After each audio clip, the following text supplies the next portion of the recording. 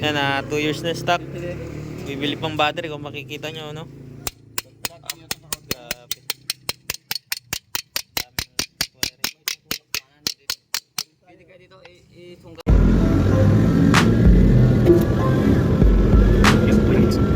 Pasin natin itong alternator. Okay guys, welcome back to our channel. Rescue na naman tayo.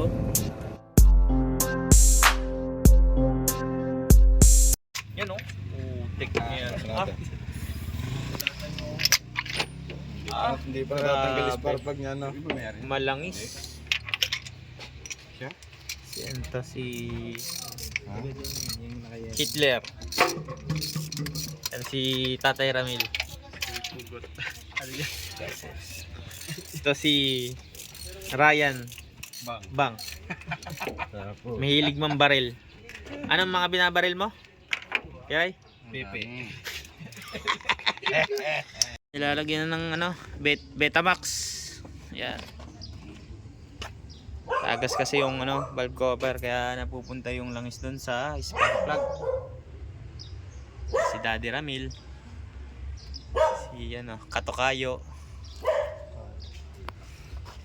Hindi na pumasok si Kim pagka laging madilim. Ano yan, sa dilim? Gulo ko yun eh. Maganda yun sa na. Gulong ang tapat. Flat. Battery. Hindi ko maintindihan kung saan bago luma yan eh. Under na to. Oh. Isang gis lang sa kabila.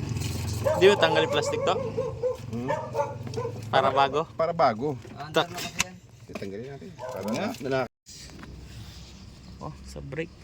Ano to, once na hinipo na ninyo, Check din natin kung may bubulwak dyan. Okay, start. kung may kalawang ano, Okay na.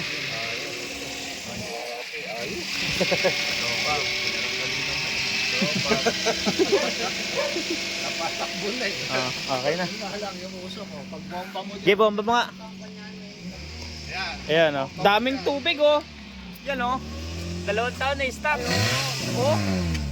Op, mamaya. Huwag mong bombayin, natalabsik doon sa e-bike. Yan. 2 taon na stock eh. Pero one kit na. Ano naging problema kay Ray? Yun na kaya hindi umandar. Basta yung spark plug ng langis. Bago may tagas yung valve Low cover, job. nilagyan namin ng